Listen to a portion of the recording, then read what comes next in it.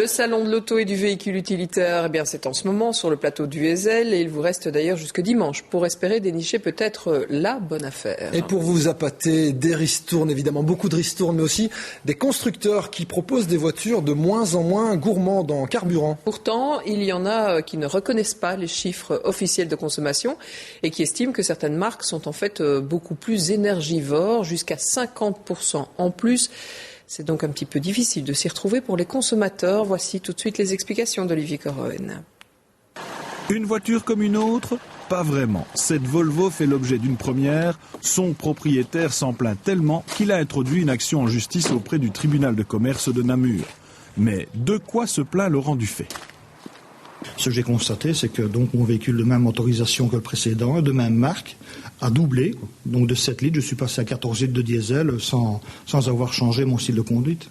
Et donc, qu'est-ce que vous demandez ? Je demande remboursement de véhicule. Laurent Dufay n'est pas un cas isolé. Il compte bien utiliser le jugement d'un tribunal allemand qui vient de donner gain de cause au propriétaire d'une Mercedes dans le même genre d'affaires. La consommation des voitures est réglementée. C'est dans un laboratoire de ce genre, nous sommes ici à l'université de Liège, que les véhicules sont testés sur un banc à rouleau. La procédure est stricte. En fait, le conducteur doit observer une conduite normalisée reconnue par l'Europe. Finalement, les indications des constructeurs correspondent-elles à votre consommation ? Évidemment, non. Parce que le cycle européen, qui sert de normalisation et de base pour calculer les consommations que vous voyez dans les showrooms, n'est pas celui que vous utilisez tous les jours pour aller travailler. Et donc, ça a une base objective de comparaison des véhicules, mais il faut transposer cela, évidemment, d'une manière plus floue vis-à-vis de votre utilisation, de votre usage quotidien. Certains analysent cet état des lieux. Ce journaliste s'étonne d'ailleurs de la consommation de carburant d'un continent à l'autre.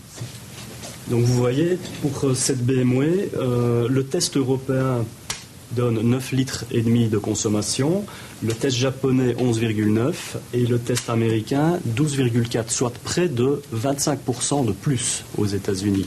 Comment est-ce qu'on explique ça ? Simplement par le fait que les tests sont différents. Le test américain est un test standardisé comme le test européen, mais ils ne sont pas de même nature, donc forcément vous arrivez à des consommations différentes. Chez Testachat, on s'est aussi penché sur la consommation des voitures. Résultat, il y a d'importantes différences entre la consommation annoncée et les tests réalisés par le magazine des consommateurs. Champion, la Smart, avec plus de 30% d'écart. Viennent ensuite Daihatsu et Toyota. Que réclame Testachat ?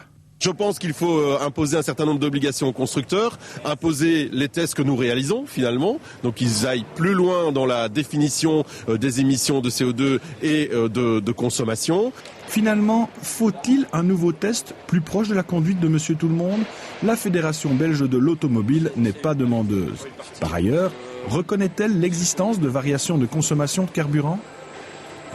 Exactement, ça peut aller jusqu'à 15, 20, 30% même, mais c'est pas étonnant. Les comportements routiers sont tout à fait différents. Une personne fait beaucoup d'autoroutes dégagées, une autre personne se trouve tout le temps en ville dans les heures de pointe et les embouteillages. Ça peut avoir une consommation du simple au double. Laurent Dufay n'est pas du tout d'accord. Pour lui, la consommation annoncée par le constructeur doit correspondre à la consommation réelle sur route. Il ne compte pas en rester là. La justice tranchera prochainement. Oui, d'ailleurs, son cas sera à nouveau examiné le 9 février prochain par le tribunal de commerce de Namur.